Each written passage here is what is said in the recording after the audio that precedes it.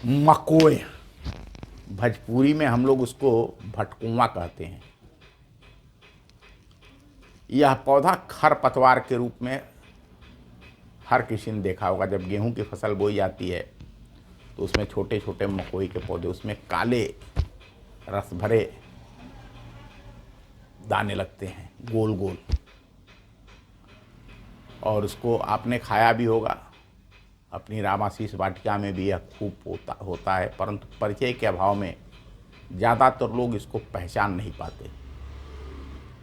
काम कांची सहित गांव में इसे अन्य अनेक नामों से जाना जाता है। औषधीय गुणों से युक्त यह पौधा अब लगातार कम होता जा रहा है। बहुत सारी चीज़ें हैं जो हमारे खेतों में पैदा होती हैं, और हम नाना प्रकार के वो पौधों को जलाने वाली जो रासायनिक चीज़ें डाल रहे हैं, उसके कारण बहुत सारे पौधों के वंश नष्ट हो रहे हैं,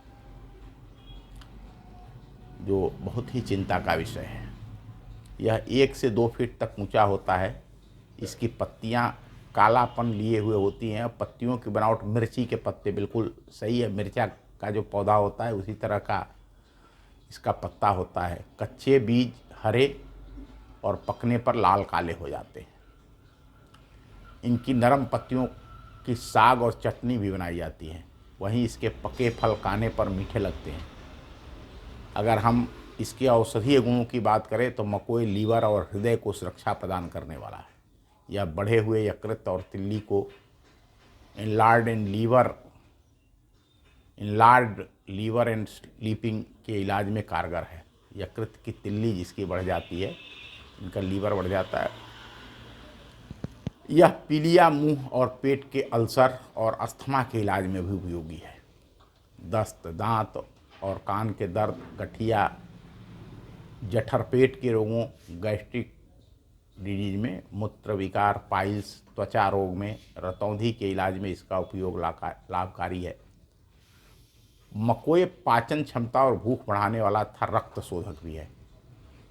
अब आपको आपके खेत में मेड़ पर कहीं मकोई दिखेगा तो एक दूसरी दृष्टि से आप देखेंगे, जैसे बड़कुआं।